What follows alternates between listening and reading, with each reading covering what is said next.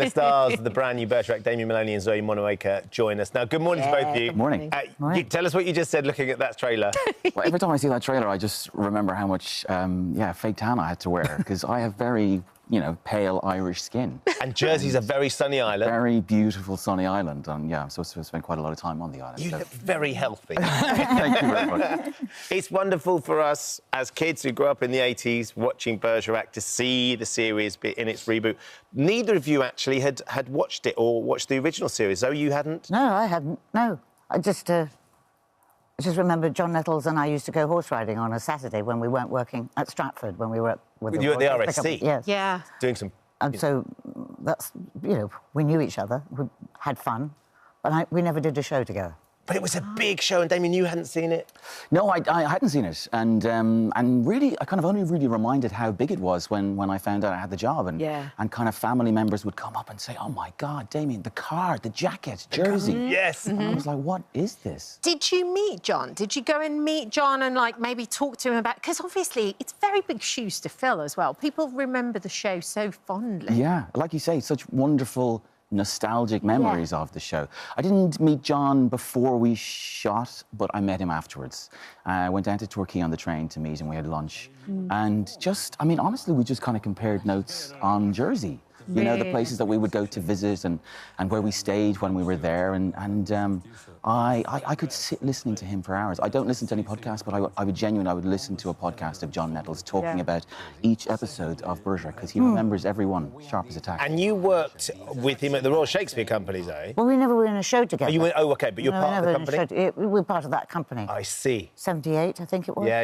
Yes. So way before Bergerac came out as well. But what I loved about how they've reinvented or rebooted this is your character in the original was Jim Bergerac's father-in-law. In this one, you're Jim Bergerac's mother-in-law. Yeah. So, and still called Charlie? Still called Charlie. And still quite feisty and still trying to keep Bergerac on the straight and narrow. I can't tell you that because I've never watched the original. I never watched Charlie when he was a man. But Charlie as a woman, though, describe Charlie as a woman. Formidable, I think. Well, we see her, the first time we see her in this show is when she's trying... There's been a death. Her daughter and... My wife. And your wife. Yes. And so the first time it's about a relationship changes when somebody dies, I think. Or there's a divorce or something. Everybody has to reassess how they are together, their relationship together. And I think that's when you see this... It's a kind of crisis for both of them. For all three of them, actually. Their daughter as well, yeah. Yes, and it's because... It's about protection, so she's trying to protect her granddaughter and watching a man who is obsessed with being who he is. And so it's a very... You see a confrontation immediately because they're trying to readjust. Yeah.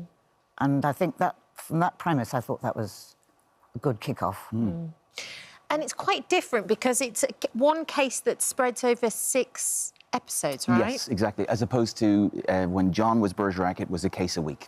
Okay. So it means that we have more time, I think, to get stuck into the characters and to the relationships. And I've always really seen this as a family drama between a mother-in-law and a father and a daughter who are, like you say, in complete crisis. And it just so happens that this kind of very thrilling detective kind of investigation kind of ripples its way through the series. The one thing that is the same, though, if not just a bit slightly older, that beautiful burgundy, gorgeous machine. The car. Isn't it amazing? Oh, the car. I didn't know what you were talking about.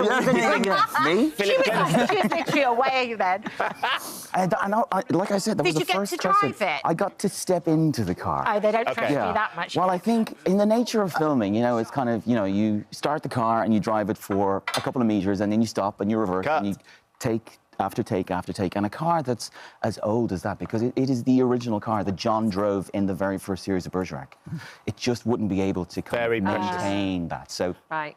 But what I think Toby Whithouse, our writer, has done so brilliantly is that the car is a character in the show. That my wife has bought the car for Jim as a project while she's sick. Yeah. And then when she passes away, it kind of becomes his obsession, and he sleeps in the car at night time. And it's I just thought I love that resonance. So you didn't really get to drive that, but Zoe, he did take you for a drive though, because there is some driving scenes between the two of you. Well, yes. Yeah, I got to. We closed a road in Torquay where we were filming, and I drove Zoe just at a bit of a lick because she's not over it. Sorry. Was it a bit of a lick, Zoe? It was great, but it was a surprise. I tell you, I mean. Because I'm a very safe driver, but Jim isn't. So that was kind of my license. So that's why you had to go. A license to thrill, yeah. Apparently. We've loved it. It's really fascinating watching you come back and doing your own version. It's not the only reboot that's happening, though.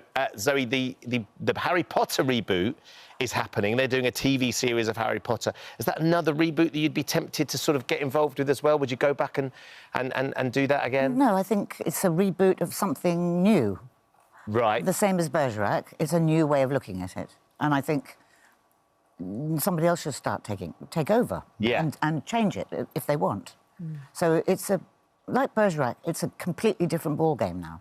Yeah. Not been quite as long between the two, of course. Harry Potter didn't end 34 years ago. I mean, that's the interesting thing, was it 34 years ago? Since Bergerac was, yeah. Oh, Bergerac. She's still hurtling down a country lane in that car at high speed, I think. What did you do to her? Sorry, never again. No, it's okay. No, but Harry Potter, I mean, the books, for me, were... I mean, when I was doing My Family, Gabriel, who played the young boy, he was obsessed. And his face was in the book instead of being on set. Yes. And I thought I'd try and read it and see... The first book, it's my kind of book. Right.